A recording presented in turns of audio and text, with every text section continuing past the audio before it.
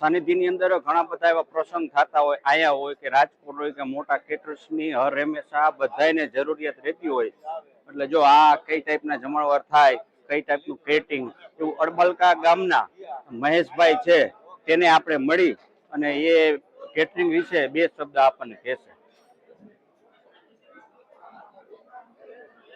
તેના જમણવારમાં કાંઈક ને કાંઈક અવનવું રહેતું હોય છે, નવી નવી આઈટમ, શુદ્ધ આઈટમ અને ખાવા પીવા માટે એકદમ બેસ્ટ એવું મહેશભાઈનું કામકાજ છે. હાલ લાઈવ આપ જોઈ જ શકો છો કે કઈ ટાઈપનું અત્યારે જે પીરસવામાં આવી રહ્યું છે, કેટલું શુદ્ધ, ચોખ્ખાઈ અને વ્યવસ્થિત આપ અત્યારે નિહાળી રહ્યા છો.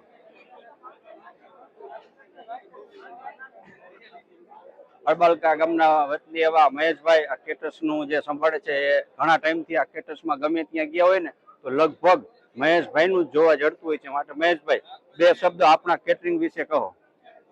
આપણે તમે જોઈ શકો છો, મારે એમાં હવે કઈ કહેવાનું બાકી નથી રહેતું. હા, પેલા આપણા કેટર્સનું નામ શું છે? મારું સાત્વિક કેટરિંગ. બરાબર. કયું ગામ? મારું ગામ અડબાલકા છે અને હાલ રાજકોટની અંદર. બરાબર છે, બરાબર છે.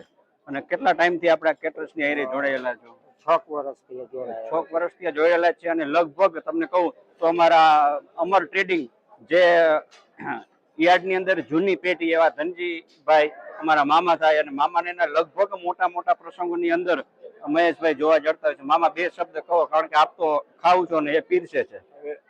મહેશ તો મારો ભત્રીજો છે. હા હા. અને એનું કામકાજ અત્યારે કેટર્સની અંદર બહુ સારું છે. મેજોરિટી અમારા બધા પ્રસંગમાં અમે એને જ ઇન્વાઇટ કરી છે અને સંતોષ રહીએ કામ. હા, કારણ કે શુદ્ધ અને ટાઈમસર અને વ્યવસ્થિત હોય સારું બનાવે. હા, બસ. અને આજ બહુ ખુશીની વાત છે કે કાયમને માટે મહેશભાઈને આવા નવા મોટા મોટા ઓર્ડર મળ્યા રાખે.